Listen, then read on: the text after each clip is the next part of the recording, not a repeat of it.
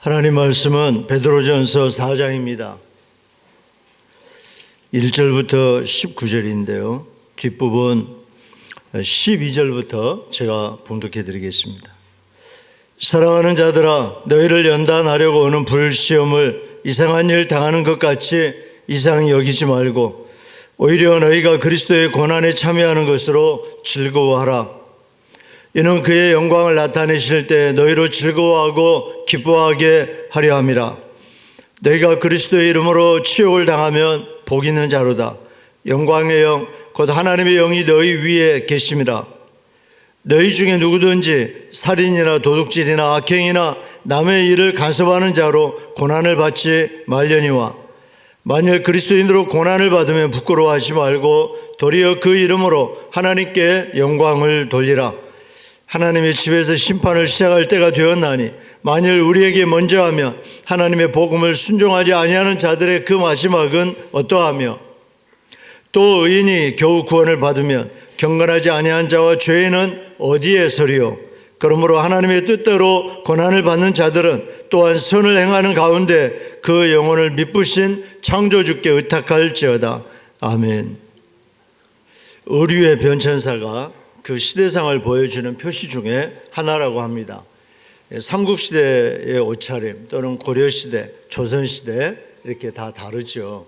이게 보니까 고려시대와 조선시대가 나오는데 고려시대는 당나라나 송나라의 영향을 받았기 때문에 이렇게 풍성합니다. 한복이라도.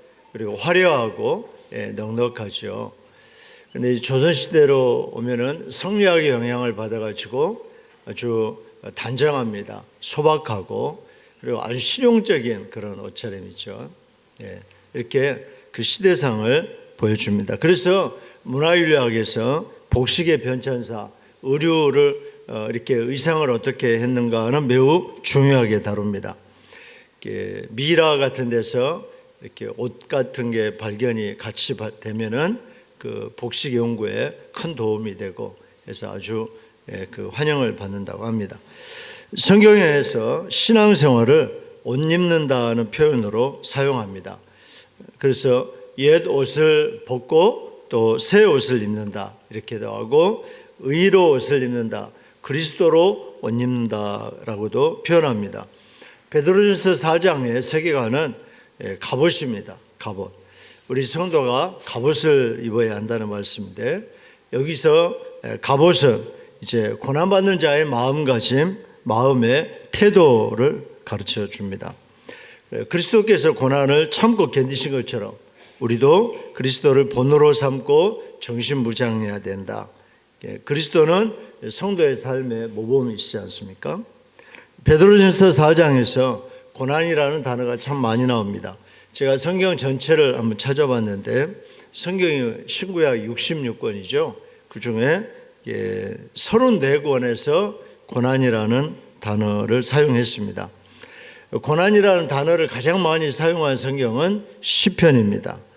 시편이 17편 나오죠. 시편은 150장으로 되어 있는데요. 심지어 시편 안에는 고난의 시라는 제목의 기도 노래도 있으니 가장 고난이라는 단어가 많이 나올 법합니다. 두 번째로 고난이라는 단어가 많이 나온 성경은 바로 베드로전서입니다. 그런데 베드로전서의 길이는 5장밖에 되지 않습니다. 5장에 15번이 나옵니다. 단지 5장에서 15번이나 사용되고 있는데 시편은 아까 말씀드린 것처럼 150장이거든요. 150장에서 17번 나온단 말이죠. 그러니까 베드로전서를 가히 고난의 말씀, 고난받는 성도에게 주시는 교훈의 말씀이라고 할 만합니다. 그런데 이 베드로전서에는 딱 고난이라는 단어 외에도 고난과 비슷한 의미로 사용된 표현들이 많이 나옵니다. 예를 들어서 여러 가지 시험, 1장 6절에 나오거든요. 여러 가지 시험을 한꺼번에 받으면 고난이겠죠. 또 1장 7절에는 불로 연단한다 그런 표현도 나오고요.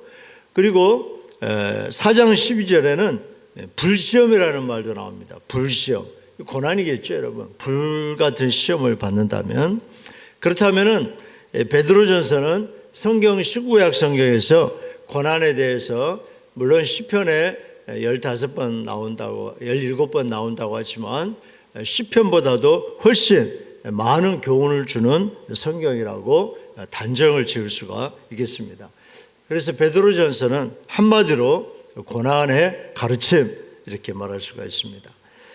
그런데 여기 베드로전서 오늘 우리가 보려고 하는 4장은 베드로전서 5개 장 중에 이 고난에 대해서 집중적으로 이야기를 하시거든요. 그러니까 핵심이라고 할 수가 있겠죠. 사도께서 편지를 보내는 목적이 여기에 담겨 있거든요. 극심한 박해를 받아서 흩어진 성도들에게 그 고난을 잘 감당하고 꼭 승리하도록 교훈하고 있습니다. 또 고난당하는 성도들을 위로하고자 하는 말씀이니까 여러분 중에서 그리스도를 믿기 때문에 고난당하는 성도님이 계시다면 믿음을 지키다가 어려움을 겪고 박해를 받는 분이 계시다면 이 말씀에 귀를 기울이시기 바랍니다. 특별한 위로가 임할 줄로 믿습니다. 너희는 갑옷 입은 자라는 세계관이 우리 그리스도인에게 어떤 메시지를 던져줄까요? 오늘 이 베드로전서 4장의 세계관은 너희는 갑옷 입은 자다. 우리는 갑옷 입은 자, 갑옷 입은 자. 그런 세계관이 담겨 있는데요. 과연 우리에게 어떤 메시지를 주고 있을까요? 갑옷은 그리스도의 마음임을 가르쳐 줍니다. 그리스도인의 갑옷, 우리가 입어야 될 갑옷, 우리가 갑옷 입어야 되고 우리는 갑옷 입은 자라고 말씀하잖아요. 그랬을 때 그 그리스도인의 갑옷이 무엇이냐? 그리스도의 마음이라고 본문에서는 가르쳐 줍니다. 그렇기 때문에 그리스도인의 갑옷은 바로 그리스도의 마음임을 우리가 알아야 하겠습니다. 그리스도인들은 그리스도가 고난받을 때 가졌던 마음과 같은 마음을 가지고서 스스로를 나를 정신부장시켜야 한다는 것입니다. 우리가 캠퍼스에 가서 거기에서 말하자면 배우기도 하고 일도 하고 또 사업장에도 가고 일터에도 가고 회사도 가고 우리가 가정도 가고 어디에 가든지 우리는 모두가 다 그리스도가 고난받을 때 가졌던 그 마음과 같은 마음을 가지고서 스스로를 정신부장시켜야 한다는 것이죠. 초대교회 당시의 그리스도인들은 여러 가지 박해를 받았는데요. 먼저는 황제 숭배를 강요하는 로마 제국의 공권력에 박해를 받았습니다.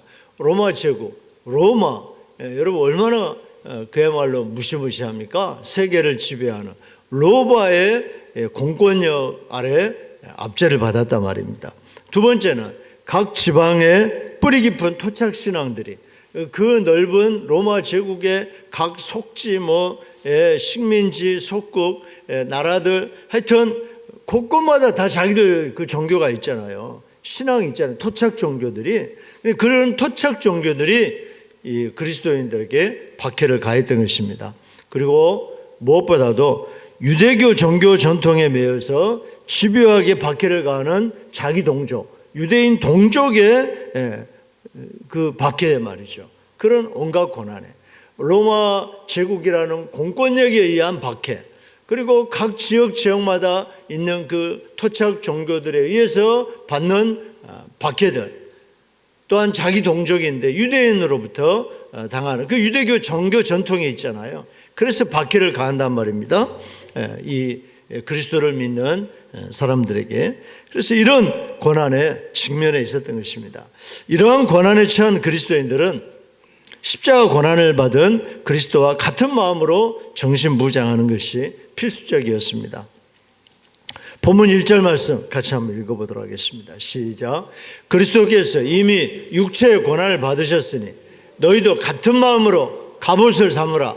이는 육체의 고난을 받은 자는 죄를 그쳤습니다. 그리스도와 같은 마음은 그리스도께서 십자가에서 고난받은 마음을 말하는 거죠.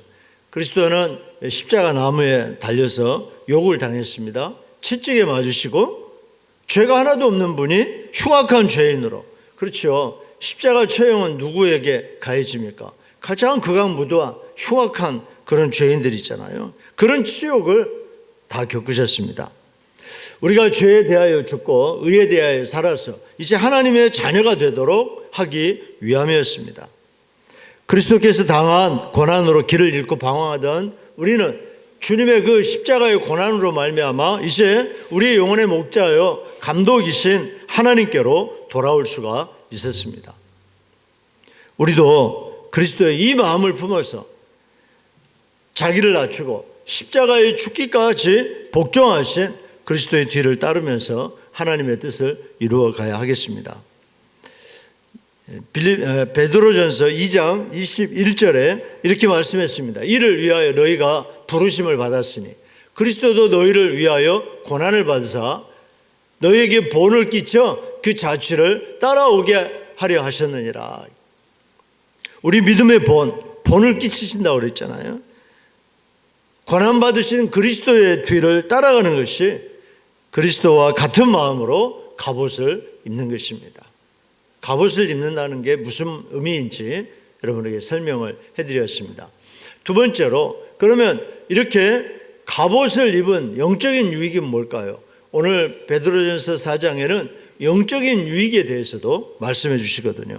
그리스도와 같은 마음으로 갑옷을 입었을 때 얻을 수 있는 영적 유익이 있습니다. 첫째는요, 죄를 그칩니다. 육체의 고난은 우리가 죄를 그치게 해줍니다. 육체의 정욕을 따라 살지 않고 이제 하나님의 뜻을 따라 살아가게 해줍니다. 하나님의 뜻을 이루도록. 이 세상은 사탄이 임금 노릇을 하고 있습니다. 그리고 우리는 그 세상에서 육체로 살고 있습니다. 그러니까 여러분, 항상 육체의 유혹이 찾아오게 됩니다. 끊임없이 육체의 유혹이 오는 거죠. 본문 4장 3절 한번 같이 읽어보도록 하겠습니다. 시작. 너희가 음란과 정욕과 술 취함과 방탕과 향락과 무법한 우상 숭배를 하여 이방인의 뜻을 따라 행한 것은 지나간 때로 족하도다. 세상에는 음란과 정욕과 술 취함과 방탕과 향락과 무법한 우상 숭배와 이방인의 뜻을 따라서 행하는 것이 그치지 않습니다. 그치지 않는 정도가 아니라 그냥 차고 넘치는 거죠. 끌어 넘치는 거죠. 예수님도 육체로 계실 때 사탄의 유혹을 만나셨습니다.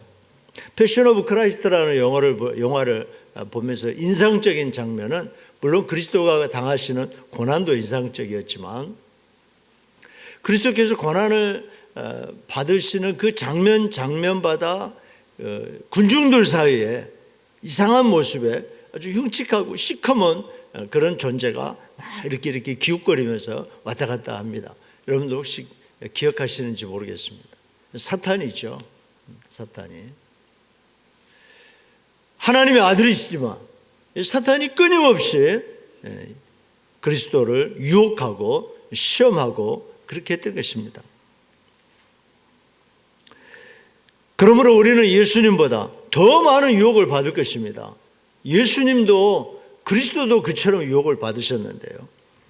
음란은 성적 욕구를 전혀 자제하지 않는 방탕하고 음란한 행위를 가리킵니다. 정욕은 도에 지나친 매우 강한 욕정, 술 취하면 과도하게 술을 마시고 또 습관적으로 술을 찾고 취해서 살아가는 것. 방탕은 술에 취하거나 정신이 해이해져서 몸을 가누지 못하고 길게 도로눕는 것. 향락은 술 잔치, 먹고 마시는 잔치를 즐기는 것에 빠짐을 말하고, 무법한 우상 숭배와 이방인의 뜻을 따라 행함은, 무법한 우상 숭배와 이방인의 뜻이 뭐겠어요? 세속적인 세계관이죠. 하나님 없는 사람들의 세계관입니다. 그들이 뭘 추구합니까? 뭘 연락에 바라봅니까? 무엇을 향해서 마치 약에 취한 듯 그렇게 다름질합니까? 세상 사람들이 살아가는 그 모습이 있지 않습니까? 여러분 알지 않습니까? 끊임없이 그들이 추구하는 거 말이죠. 그걸 가리키는 것입니다. 무법한 우상 숭배와 이방인의 뜻을 따라 행함은, 이런 것들은요, 하나님의 성품에 거슬리고 전혀 적합하지 않는 것들을 말하는 것이죠. 한마디로 타락과 부패가 가득한 악습들인데 온 사회 안에 만연해 있는 모습입니다. 그리스도인이라면 사회에서 다들 그렇게 해. 아니, 목사님 직장에 가보세요. 퇴근하고 봐보세요. 다 그렇게 하는데요. 라고 말하지 않고 그런 악습에서 벗어날 것을 촉구하는 거죠.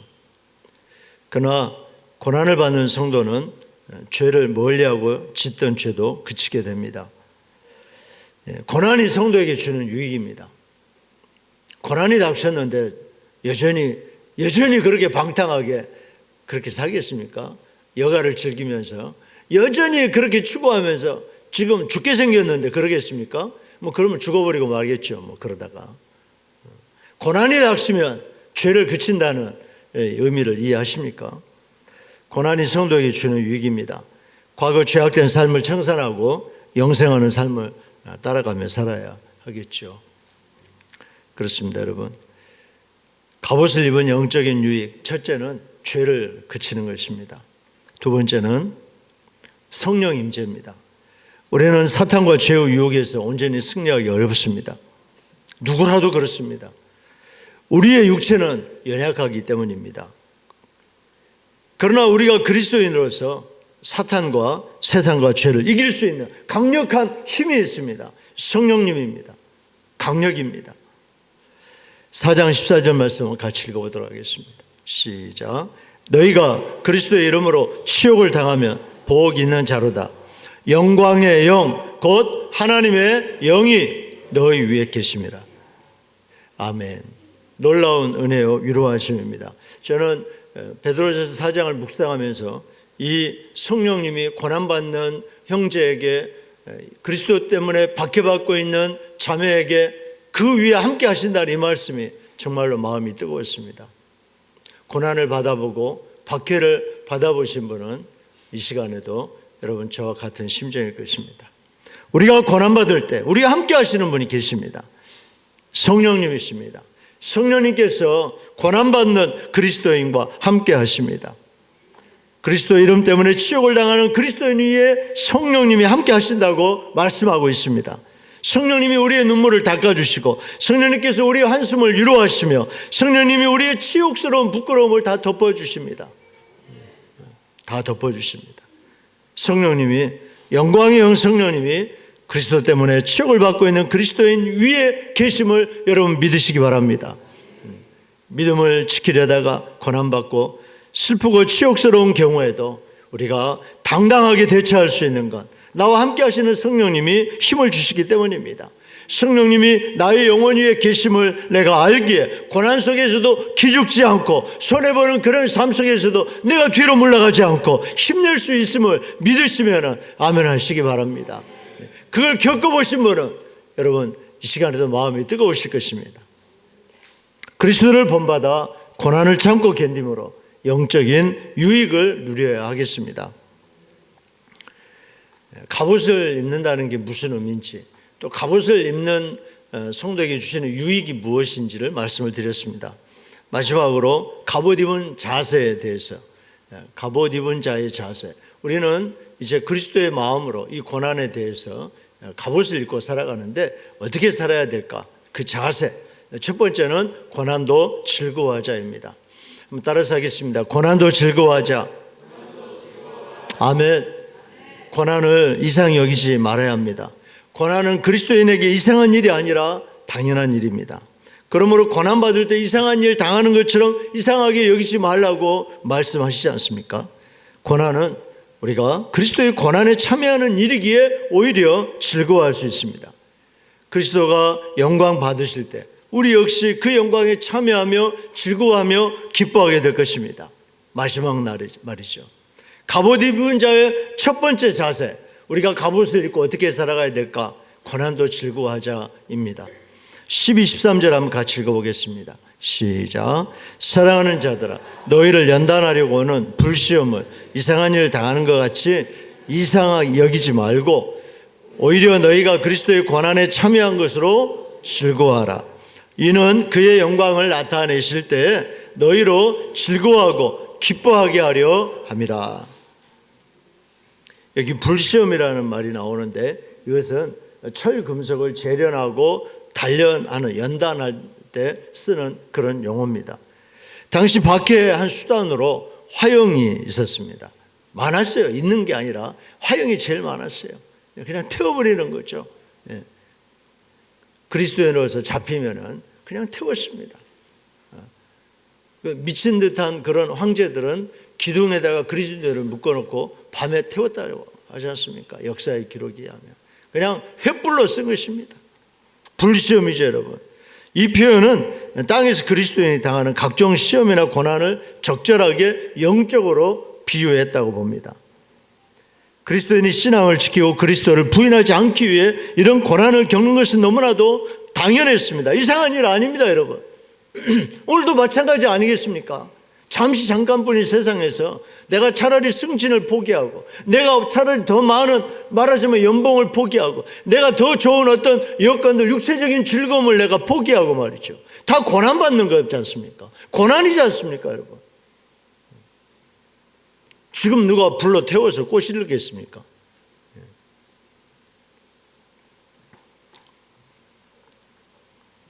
왜? 잠깐이지 않습니까? 우리가 잠깐 이 세상의 여정을 마치고 우리 임무 수행을 끝내고 잠깐 후면은 우리가 이제 주님 앞에 갈 건데요. 그리스도인이 신앙을 지키고 그리스도를 부인하지 않기 위해서 이런 고난을 겪는 것은 너무도 당연했습니다. 이상한 일 아닌 거죠. 그리스도인으로서 아무런 박해를 받지 않는 것이 오히려 이상한 일 아니겠습니까? 누가 자식을 포기하겠습니까마는, 잘나지 못한 자식이라면 포기하고 싶고 말이죠. 병약한 그런 자식이라면 오늘 우리 사회에 그런 일들이 있지 않습니까? 낳자마자 그냥 어린아이를 버리기까지 하고 말이죠. 우리 중에는 그런 분이 안 계시겠지만, 그러나 우리가 믿음으로 하나님께서 내 자를 향하신 하나님의 뜻을 알기에, 하나님이 한 생명을 주신 것은 하나님의 영광을 위해서 분명히 하나님이 선하신 계획을 가지고 있다고 확신하기 때문에, 그래서 객관적으로는 아닐지 몰라도 주관적으로는 가장 예쁜 자식이고 가장 훌륭한 하나님이 나에게 주신 선물이고, 내가 그래서 끝까지 이 아이를 위해서, 이 생명을 위해 책임을 지고 사랑하고 하나님 앞에서 기도하고 하나님의 방식대로 믿음으로 자녀를 양육하려고 우리가 최선을 다하지 않습니까?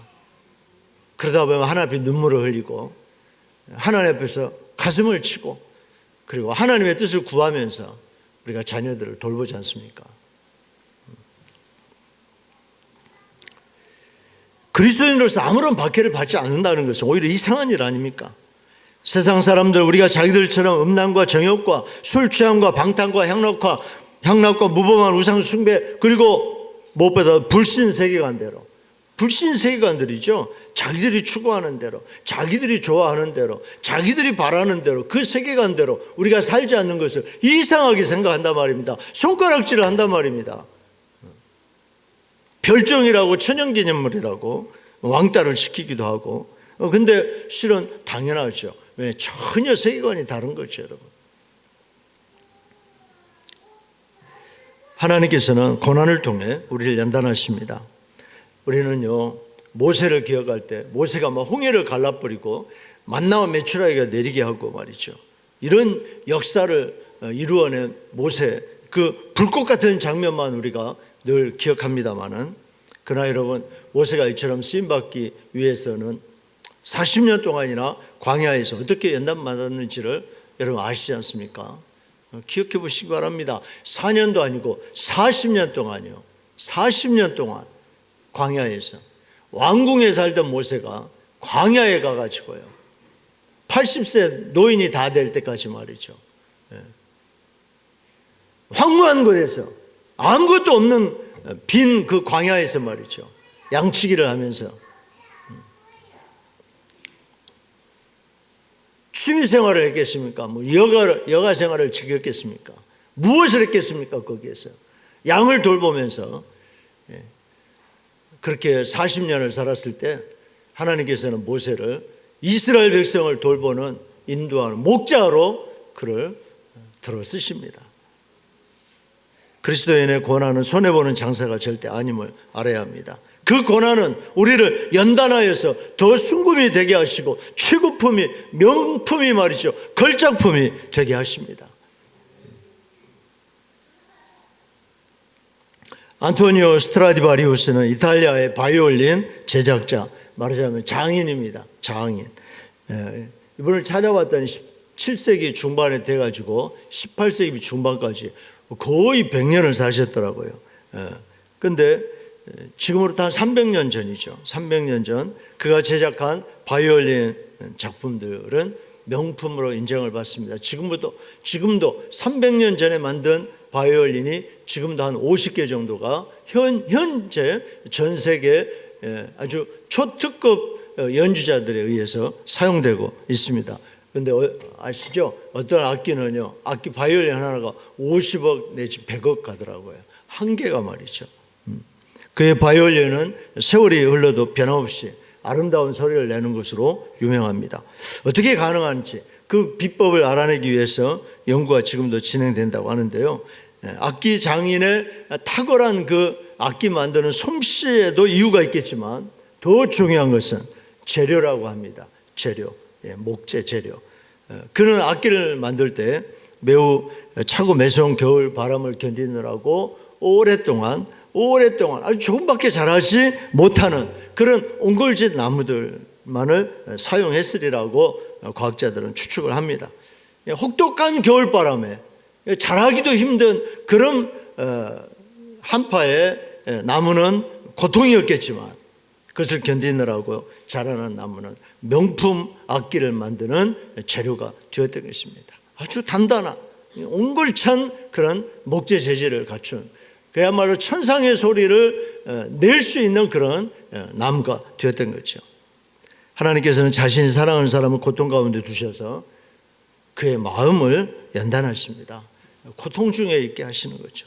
연단을 통해서 고난받는 믿음의 길에서 귀하게 쓰임받는 사람이 되게 하시는 거죠. 그를 통해서 한 가정을 구원하시고, 그러니까 그 한 가정을 구원하시는 거죠. 또 자기 자녀를 제2의 사무엘이 되게 하시기도 하고, 사무엘이 아이를 낳지 못해서 얼마나 하나님 앞에서, 한나가 말이죠, 엄마가 하나님 앞에서 몸부림을 쳤습니까? 나는 마음이 슬픈 여자라고 하면서 하나님 앞에, 아니 자식이 못 나서가 아니라 아예 자식을 낳지 못해서 말이죠. 그때 하나님은 한 시대를 획을 가를 그런 인재를 이 세상에서 만들어내셔야 됐는데, 이 여자의 품에서 맡기면 되겠다 싶어가지고 한나에게 하나님은 한 임무를 맡기시죠. 그가 잉태에서 태어난 그가 바로 사무엘 아닙니까? 혼단 제멋대로 사람들이 살아가는 사사시대를 종결짓고 이제는 왕을 세워서 하나님의 뜻을 이루어가는, 통치하시는 하나님 나라를 이루어가시는 그 시대를 여는 선지자로 사무엘을 하나님이 그 어머니의 품에 보내시지 않았습니까? 또 하나님은 한 사람의 종을, 하나님의 종을 만들기 위하여서 그 고난받는 믿음의 길에서 또 연단하셔서 한 사람의 하나님의 종을 만들어 가십니다. 여러분 지금 겪는 이 고난을 통하여, 여러분 지금 어떤 고난을 겪고 계십니까? 이 고난을 통하여 하나님은 반드시 좋은 선물을 주십니다.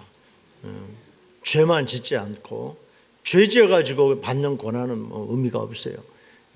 죄만 짓지 않았다면, 하나님 앞에, 말씀 앞에 바로 서서 믿음을 지키고 가고 있다면 이 고난은 반드시 좋은 선물로 우리에게 올 것입니다. 지금 당하는 고난을 통하여 하나님께서는 특별하게 사용하실 한 사람을 준비시키십니다. 스트라디바리우스가 만든 바이올린과 같은 명품 인생이 되고 싶지 않으십니까? 아니, 당신의 아들과 딸이 그런 바이올린과 같은 명품이 되게 하고 싶지 않으십니까? 고난을 받을 때 이상한 일 당하는 것처럼 마냥 이상하게 여기거나 피해가려고만 하지 마시기 바랍니다. 고난은 우리가 그리스도의 고난에 참여해서 그리스도께서 영광을 받으실 때 우리 역시 그 영광에 참여하게 해줄 것이기에 우리는 기뻐하며 즐거워할 수 있습니다. 갑옷 입은 자의 첫 번째 자세, 우리가 갑옷 입은 자로 어떤 자세로 살아가야 될까? 고난도 즐거워하자입니다. 고난도 즐거워하자. 두 번째는 근신하여 기도하자입니다. 그리스도와 같은 마음으로 갑옷을 입고 살아가야 하는 이 시대는 종말의 시대입니다. 베드로 사도는 만물의 마지막이 가까웠다고 단정 짓고 말씀하십니다. 성령님의 메시지입니다. 지금은 여러분 만물의 마지막입니다. 여러분 7절부터 10절까지 한번 같이 읽어보겠습니다. 시작. 만물의 마지막이 가까이 왔으니 그러므로 너희는 정신을 차리고 근신하여 기도하라. 무엇보다도 뜨겁게 서로 사랑할지니 사랑은 허다한 죄를 덮느니라. 서로 대접하기를 원망 없이 하고 각각 은사를 받은 대로 하나님 여러 가지 은혜를 받은 선한 청지기같이 서로 봉사하라. 그리스도의 마음으로 갑옷을 입었다면 정신 차리고 근신하여야 하겠습니다. 정신 차리고 근신한단 말은 깨어서 기도하는 것입니다. 우리의 대적 마귀가 우는 사자와 같이 삼킬 자를 두루 찾는 때 아닙니까? 근데 우리 힘은 약합니다. 우리가 사탄보다 약하지 않습니까? 사탄은 세상의 임금인데, 근데 우리가 맞서서 만약 우리가 승리하려 한다면 우리는 힘이 있어야 되는데 바로 성령님이 우리에게 주시는 힘이죠. 그러니까 우리가 깨어 정신 차리고 기도하는 거죠. 여러분 요즘 같은 추위에도 우리 새벽 기도가 부흥됐습니다. 그래서 보통 한 20명 내외, 전에는 10명 내외 새벽 기도했는데 20명 내외 소문이 났는지 멀리 있는 타교회 가시는 문산에 교회 가시는 권사님도 우리 새벽 기도에서 새벽 제단을 지킨 지 몇 년째고, 여러분 어제같이 추운 날, 그제같이 금요일 날 피곤하고 우리 교회 성도님들 서울 쪽에 저 강남 쪽에 근무하는 분들이 많잖아요. 근데 퇴근해가지고 그냥 교회로 달려와서 같이 기도하고 하나님 앞에 부르짖고 좀 씻고 좀 이렇게 춥고 피곤한데 말이죠. 그래도 하나님 앞에 기도하는 기도자들이 우리 교회를 지키고 있지 않습니까? 어떤 분이 안 보이길래 왜 안 보이냐고 그랬더니 여보 집에 오면 11시가 넘는데요. 그렇구나. 11시가 넘으면 우리 끝나는데 그 시간에 오셔가지고 혼자 기도할 수는 없고 그래요. 다들 피곤하고 힘들고 어려운 시기지만 하나님 앞에 기도하려고 여러분 여기 여러분이 계신 그 자리들은 정말로 그 자리에서 눈물로 기도하고 이 예배당을 건축하기 전부터 흙바닥이었을 때 건물이 한 층 한 층 콘크리트를 치며 올라갈 때 거기에 앉아서 눈물을 흘린 그런 자국이 있는 그런 자리들입니다. 여러분 앉아있는 의자가 그런 자리들입니다. 여러분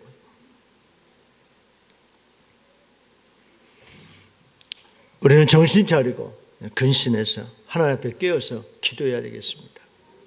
지금도 병상에서 사경을 헤매는 분들이 계시고 그리고 치명적인 불치병으로 말이죠. 암으로 수술하고 자녀 때문에 눈물로 하나님 앞에서 그야말로 애곡하는 그런 엄마 아빠도 계십니다. 우리는 정신 차리고 근신한다는 이 말이 깨어서 기도하는 것이라는 사실을 알아야 되겠습니다. 고난은요 우리의 반응에 따라 두 가지 결과를 가져올 수 있습니다. 앞서 말씀드린 연단이 고난을 통해서 우리가 연단받는다. 그건 선한 결과입니다. 그런데 여러분 또 하나의 결과가 있습니다. 반대의 결과, 악한 결과도 있습니다. 무엇입니까?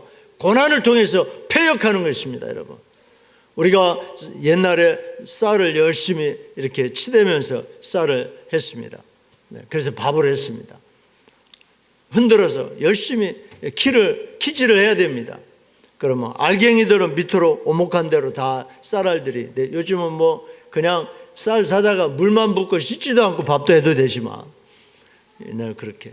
그리고 쭉정이 껍질들은 다 날아가는 거죠. 날아갑니다. 바깥으로 다 바깥으로 해서 날아가는. 그럼 나중에 뭐 하다가 불태우죠. 그것들은.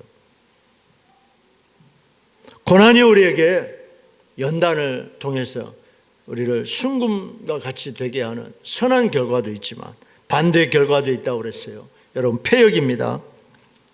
그리스도로 갑옷을 입어 정신 차리고 근신하여 기도하는 그리스도인은 연단될 것이 분명합니다.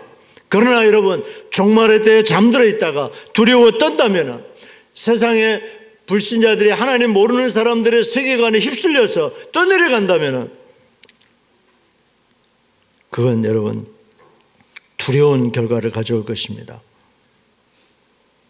처음 넘어진 베드로처럼 주를 부인하거나, 베드로도 처음에는 주를 부인했잖아요. 이 성경을 쓰고 있는, 베드로 전서후서를 쓰고 있는 베드로도 난 모른다고 그러면서 위협 앞에서 그렇게 베드로처럼 주를 부인하거나 가룟유다와 같이 주를 팔아 배신하고 말 것입니다.